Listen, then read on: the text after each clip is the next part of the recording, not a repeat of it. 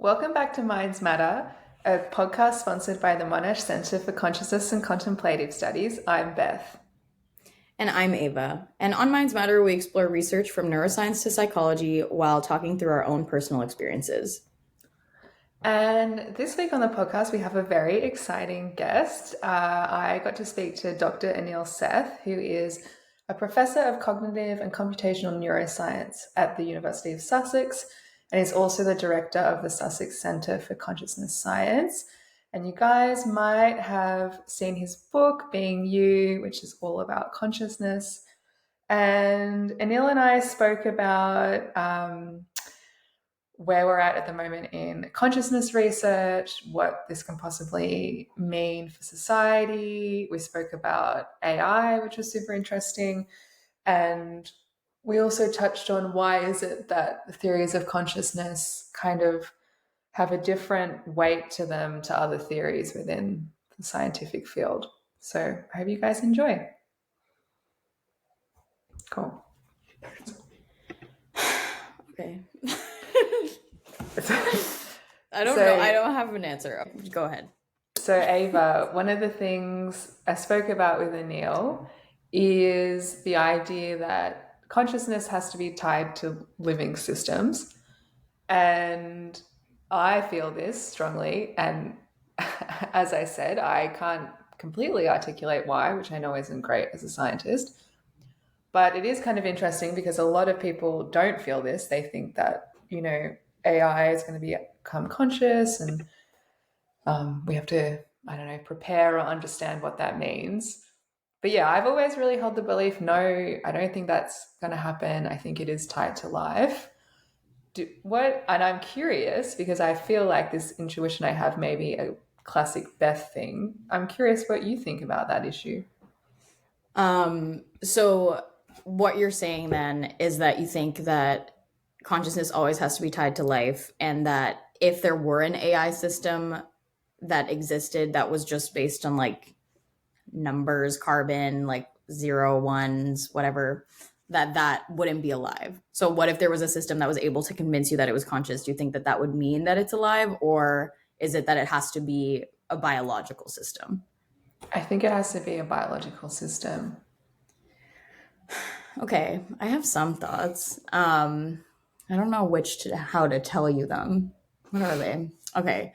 Um, I think first, I do think that consciousness is definitely tied to life. So I do believe that to be alive, you need consciousness. So I think the causality works that way. So wait, to And be alive, you have to be conscious. yeah, I Okay, think yeah. that like almost every animal, maybe, I mean, we can talk about some of the theories, but I think definitely mammals, even fish, like anything that's kind of moving around and that needs to do something to survive.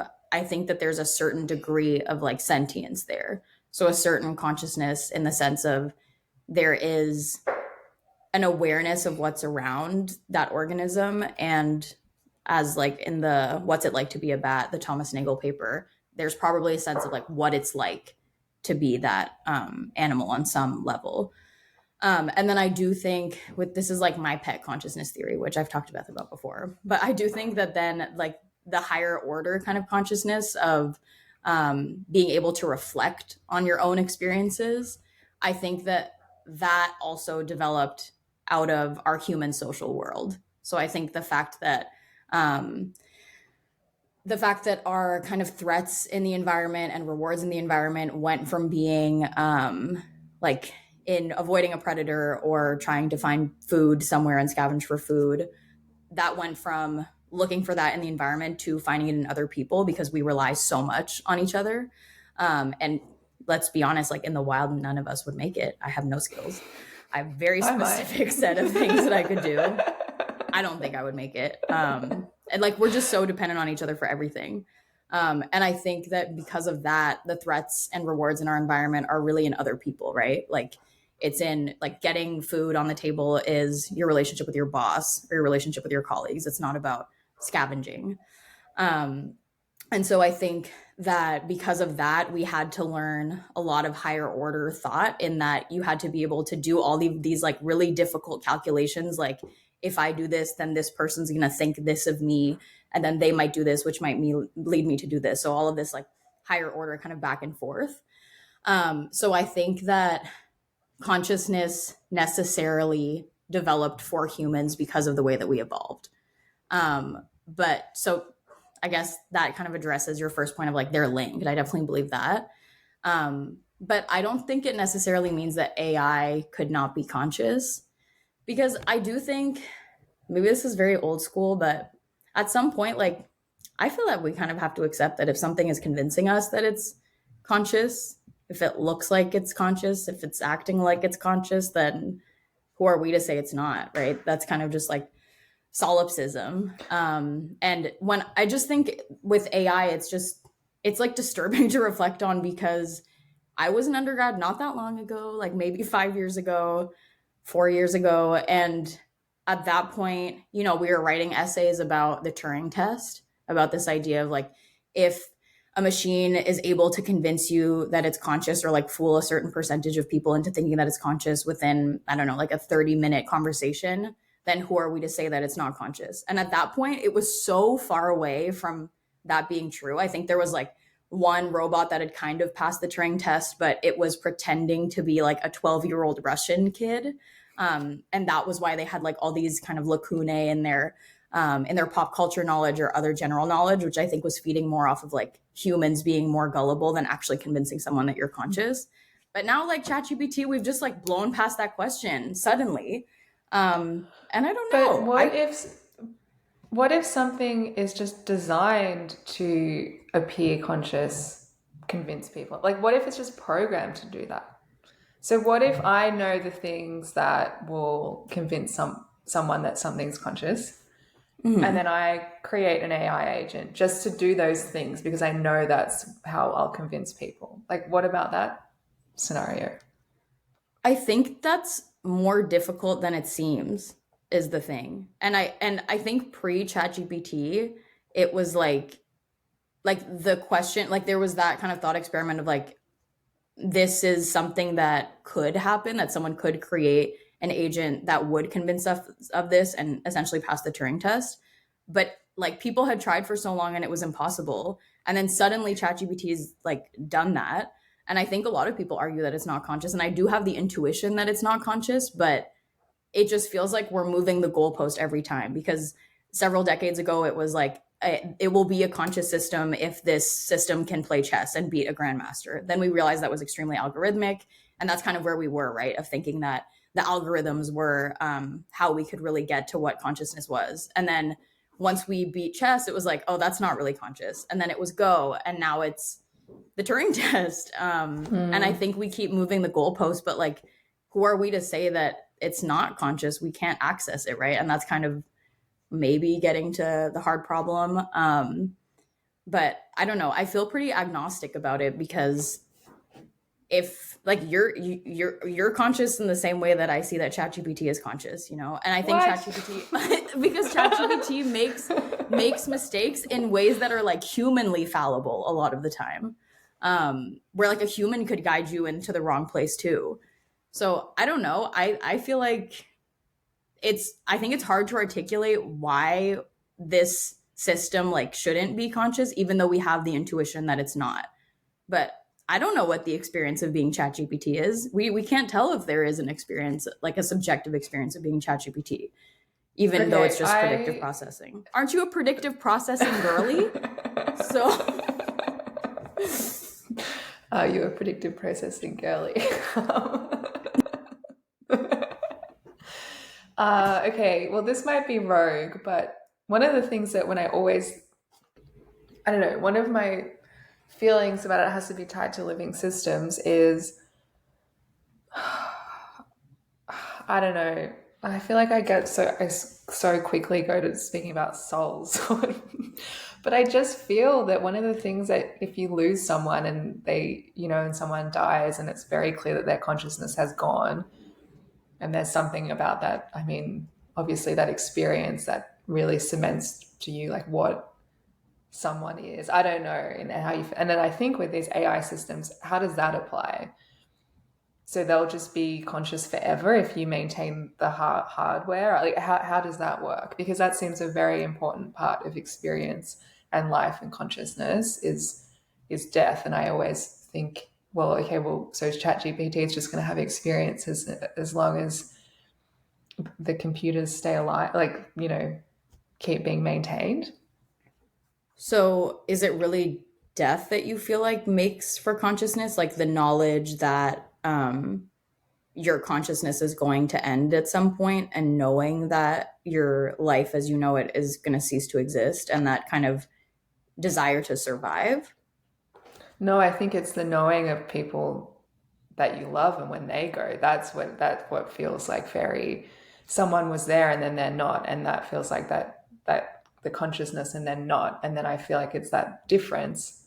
And then I wonder with these AI systems, how can we compare that? Because that feels like, I don't know, maybe that's just a weird feeling that I have and no one else does, and it's a silly feeling, but that feels like very a big part of consciousness. I think the intuition definitely makes sense, but I also think in terms of your question of like, what if I could just trick someone into feeling like there was a soul in this machine or whatever? Mm. Um, like in the movie Her, have you seen that movie? Yeah. Yeah, like I feel like that's a situation where there was like this person there it was obviously AI and then this person felt like there was a soul attached to this AI that he was building a relationship with and then she disappeared.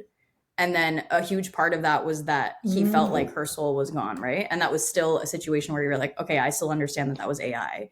And right now I think the chatbots are very much limited in their capabilities to make it feel like they are creating that at least an illusion of a soul. Like it's very on purpose. I think that ChatGPT doesn't let you have like long form conversations with it. Although I know there are a lot of like companies working on getting these AI bots to have these personalities, and people are paying money to chat with people based on people, quote unquote, based on like some celebrities' online persona. Um, so I feel like if that illusion could be created, it's really just the illusion of the soul that you're looking for at that point, right? No. uh, you know what that just made me think of? 2 nights ago, I watched Terminator 2 and it literally changed my life. It was the best thing I've ever What? watched. Have you seen it? No. It's amazing. For all of you guys who have it, like, best movie of all time, I now understand why people are yelling about film being dead because it's incredible. What? But Like the I'll Be Back movie? yeah, it is so good. Like, changed my life, changed how I see film, changed how I see everything. Okay, say more. Okay, for why this is. Well, first of all, it's very, very cool, and I just don't. Anyway, but in terms of why it's related to this, is what's interesting is Arnie, who's Terminator, is a Arnie? robot. Yeah, Is that his is a name in the film, or that's just how you're no, calling no, Arnold that's just how Schwarzenegger? I. Okay. That's how I refer You're to on the him. Arnie basis. I see. Okay. He is the Terminator. This isn't giving anything away, Ava. Don't worry. And I also Okay. think it's probably general knowledge what the Mhm. Terminator is. But he's a robot, and he forms this relationship with John, and it's funny because you go through this experience, and you know he's a robot, so you know he's not conscious, I guess. But it but I was like Or do yelling you? at this TV, like, he's learnt to love, he's learnt to love, he can feel love now. Like, and it was really interesting because you feel so close and connected to the Terminator as if it is conscious, but it's been programmed. And I feel like that I had definitely the experience of feeling confused about what it was. Okay, but I feel like, I mean, to take your side on this, to be fair, that was a movie. And like, there's like Marcel the snail or whatever that thing is called. Like Marcel there's was show his shoes Shell. on. Yeah. Okay, exactly. I haven't seen it yet. I know you I recommended it to me, cried but in that the whole time too. So yeah, but I mean, there's the Lion King. Like, right. the storytellers make us fall in love with lots of things that are either like not sentient to the same or conscious to the same degree as us, and or are inanimate objects straight up, like Cars too.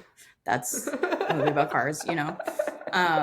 But I do think that your point illustrates the fact that, like, for you, if you're seeing this situation where you're convinced like this was a robot, and I don't believe that a robot could actually be conscious in the same way, but then you're seeing an example of it and you're convinced. I think that's all it would take too for you to. Yeah. I think they just need to work on the illusion more, and I think ChatGPT could probably do it if they took the reins off it at this point. Yeah. Okay, well, I think you need to watch Terminator 2 and let me know how you feel about Okay, I'll do that. I'll do Arnie. that. Okay. I have no problem accepting that Arnie has learned to love. So I But think I'll totally be it's on like, board. is that consciousness? I don't know. But why not? Yeah, I know. And then I get confused. Yeah.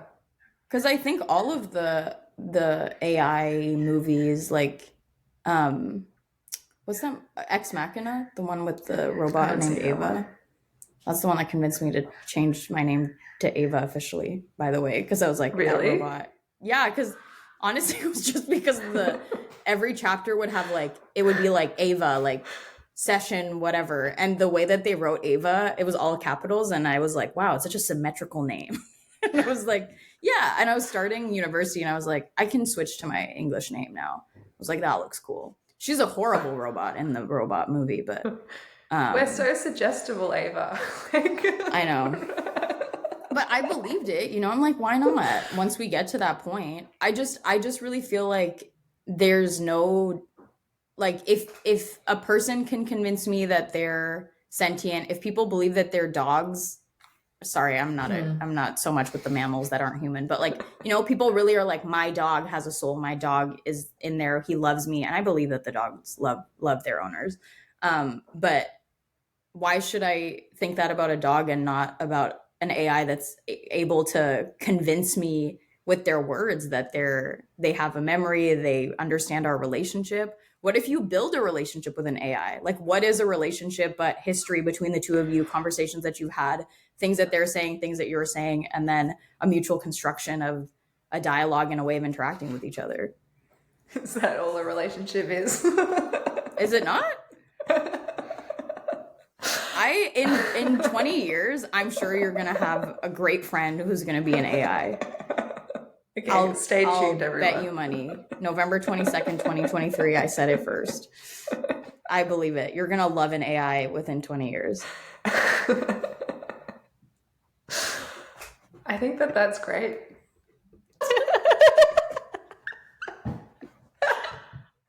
Like, I'm so but this was not even Terminator 1. Terminator 2. Dude, it's an Arnold Schwarzenegger movie and it's a sequel. And you're telling me this is what I need to watch? I'm not kidding. Oh my It is gosh. incredible. And You should watch I Ex just, Machina. okay, maybe we should watch that next. And like nothing's I'll cool watch anymore. Terminator 2. I feel like you liked it because of the pew pews. Do I need to watch Terminator 1?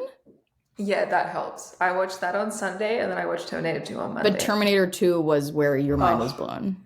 And then I just don't understand, like, why can't we make anything cool anymore? Why is no one cool? What do you mean? What does he do in this movie? He's just effortlessly cool. Wow, it does have better reviews, Terminator 2. No, it's amazing. And I was just like, why? Everything we do now sucks. So now I can never watch another Marvel movie ever. Oh, well, Marvel's, yeah. Because Nick and I went to see the Marvels, which is like the female Marvel movie. And the women, it was just so condescending and cliche. And I was just like, oh, I feel really depressed that all depictions of women in movies are like really obvious and not cool and not strong. And then it's like, oh, you should watch these like 80s and 90s action movies because there's actually really strong women in them. And in Terminator 2 there is, and in Alien. Well, okay. I've never seen that. I will say Ex Machina, the depiction of women is not great. It's about it's just about dudes, and it's about them making like sex robots for themselves, and then there's the sex robot rebels essentially. But it's an interesting movie, and the robot's name is Ava, so So and she's really pretty. She's like, wait, I'm gonna stop recording. She's that like Danish